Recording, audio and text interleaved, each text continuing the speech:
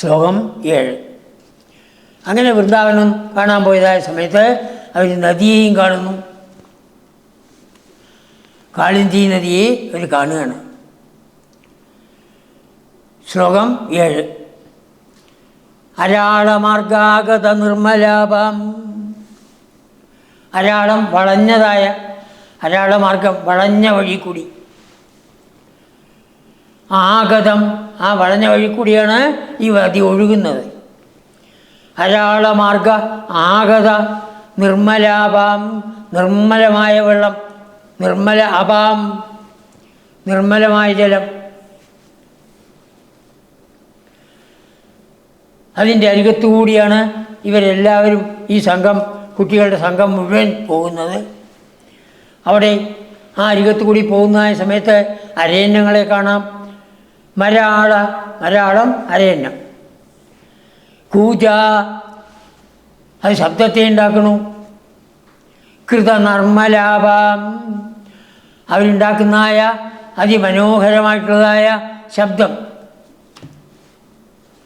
ഹംസങ്ങൾ ഉണ്ടാക്കുന്നതായ മനോഹര ശബ്ദം.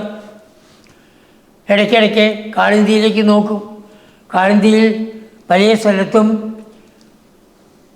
താമരപ്പൂക്കൾ വിരിഞ്ഞു നിൽക്കുന്നുണ്ടാവും. ഹ്രദങ്ങൾ എന്ന് പറയും.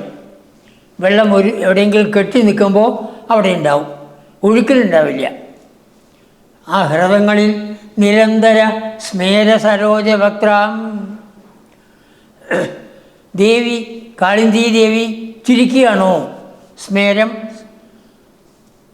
പുഞ്ചിരിക്കൽ, നിരന്തര സ്മേരം, എപ്പോഴും പുഞ്ചിരിച്ചു കൊണ്ട് നിൽക്കണു. എന്തുകൊണ്ട്? സരോജവക്രാം, താമരകളങ്ങനെ വികസിച്ച് നിൽക്കണു. വികസിച്ച് നിൽക്കുന്നതായ ആ താമരകളെ ആ ഹൃദയങ്ങളിൽ കണ്ടാൽ കാളിന്തി ദേവി തൻ്റെ ഭർത്താവിനെ കണ്ടിട്ട് പുഞ്ചിരിക്കുകയാണോ എന്ന് തോന്നിപ്പോകും. കാളിന്തി പിന്നീട് ഭഗവാന്റെ ഭാര്യയാവുന്നതാണ്. അതുകൊണ്ടാണ് ഭട്ടതിരിപ്പാട് ഇങ്ങനെയൊക്കെ ചേർത്തിരിക്കുന്നത്. എന്താ ആ നദിയുടെ പേര്? കളിന്തകന്യാം.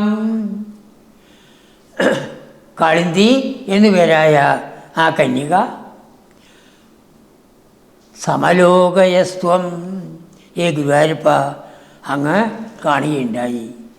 അപ്പോൾ വനത്തിൻ്റെ ഐശ്വര്യം കാണാനായിട്ട് പോയതായ സമയത്ത് ആ കാളിന്തി നദി അവിടെ മുഴുവൻ വളഞ്ഞൊഴുകണം. അരാളമാർഗമാണ്, വളഞ്ഞ മാർഗത്തിലൂടെ. പർവ്വതമാണല്ലോ, പർവ്വതത്തിൻ്റെ ചോടാണല്ലോ, അപ്പോൾ എങ്ങനെയും വളഞ്ഞ് വരാനും തരമില്ല. വെള്ളം നിർമ്മലമായ ജലമാണ്, സ്വച്ഛജലമാണ്. നിർമ്മലാഭാം മരാളകൂജാകൃത നിർമ്മലാഭാം.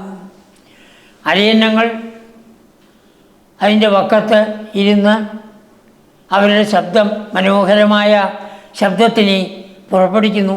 ആ ശബ്ദം കേട്ടുകൊണ്ട് നിരന്തര സ്മേര സരോജവക്രാം, എവിടെ ഹൃദയങ്ങളുണ്ടോ, വെള്ളം കെട്ടിയിട്ടുണ്ടോ, അവിടെയെല്ലാം ഈ താമരപ്പൂക്കൾ നന്നായി വികസിച്ച് നിൽക്കണു.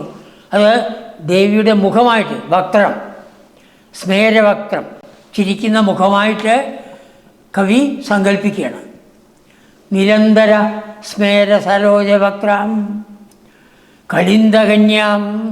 അങ്ങനെയുള്ള ആ കാളിന്തി നദിയെ, കാളിന്തി കന്യകയെ സമലോകയസ്ത്വം, ഹേ ഗുരുവായൂരപ്പ അങ്ങ് കാണുകയുണ്ടായി. ഭഗവാൻ കാണാത്തതൊന്നുമില്ല. മറ്റുള്ളവർ, അതാണ് തൻ്റെ കൂട്ടുകാർ ഓർമ്മ വേണം. ആ കൂട്ടുകാരൊക്കെ ദേവന്മാരാണ് എന്ന് ഓർമ്മ വേണം. ആരൊക്കെയാണോ ഗോപിമാരായിട്ട് ആ ഗൃഹങ്ങളിലിരിക്കുന്നത് അവരൊക്കെ ദേവികളാണ്. എല്ലാവരും കൃഷ്ണൻ ഈ വിധത്തിൽ ജനിക്കുന്നുണ്ട് എന്നറിഞ്ഞ് ബ്രഹ്മാവിനോട് ചോദിച്ച് ഇവിടെ ഗോകുലത്തിൽ വന്നിരിക്കുകയാണ്. ഇതാണ് എല്ലാവരും.